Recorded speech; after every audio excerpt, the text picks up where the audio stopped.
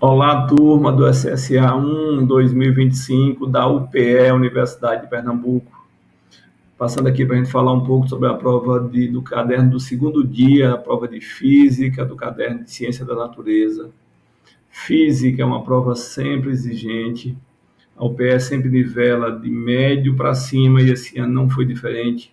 Aliás, esse ano, dois conteúdos inéditos, uma questão de física moderna envolvendo relatividade geral e uma questão envolvendo o átomo de Bohr, creio que deu uma consumidazinha nos neurônios da galerinha do primeiro ano, mas algumas questões bem interessantes, questão envolvendo energia, questão envolvendo lei de Newton, questão envolvendo conservação da quantidade de movimento, uma questão bem interessante de ciência de cinemática vetorial, que envolvia um drone que subia e descia, exigia bastante atenção, uma questão hidrostática mais tranquila, enfim, uma questão de força centrípeta, uma prova bem exigente com a pegada da UPE realmente.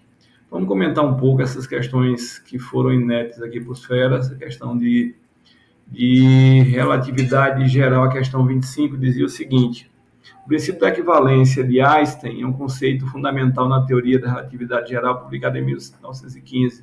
A respeito desse princípio, assinale a alternativa correta. Afirma que massa gravitacional de um objeto é diferente de massa inercial.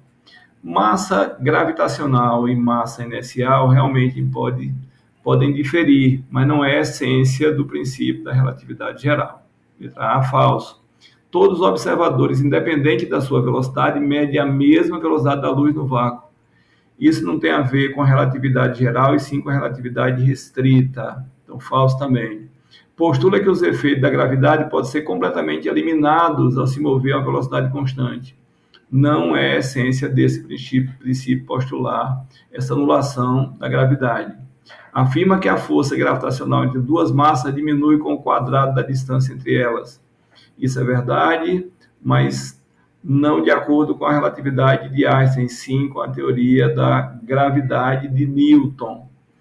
Estabelece que não há diferença observável entre os efeitos de uma aceleração uniforme e os efeitos de um campo gravitacional uniforme. Essa é a equivalência, esse é o princípio da equivalência. Não há como diferenciar um campo elétrico uniforme de um referencial acelerado.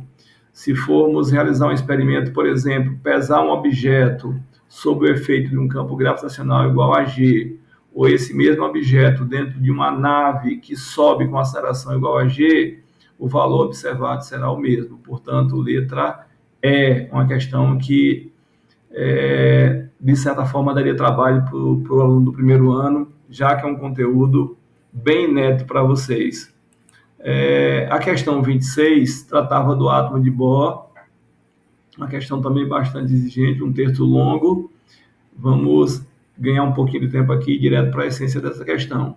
Se você for analisar a evolução dos modelos atômicos, lembre que o modelo de Rutherford ele acaba não conseguindo explicar porque o elétron não colidia com o núcleo atômico, uma vez que o elétron, ao girar em torno do núcleo, ele está acelerado e carga acelerada irradia, portanto o elétron deveria perder energia e ao perder energia fatalmente ia colidir com o núcleo atômico. No entanto, isso não acontece. O Rutherford não conseguia explicar por que isso não acontecia.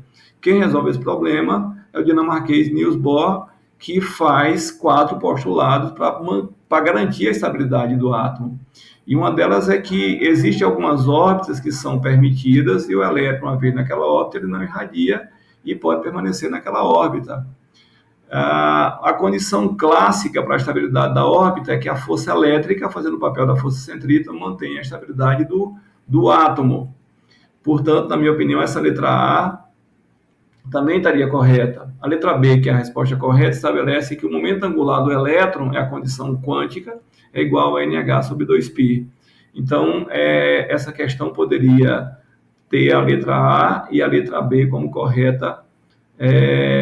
A rigor, a banca cobrou a letra B, mas a letra A acaba confundindo, de certa forma, o aluno. Uma questão bem interessante a respeito do átomo de Bohr. Além das questões clássicas aí de física, na prova de matemática ainda aparece questão de ordem de grandeza, que é assunto que você vê em física, questão de lançamento. Portanto, é uma prova bem elaborada, uma prova com a cara realmente da UPE, que exigiu bastante desses feras.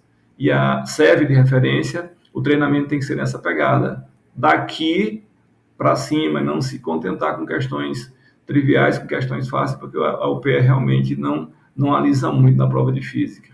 Valeu o treino e vamos para cima, vamos continuar trabalhando para que a gente melhore a nossa nota. Um abraço.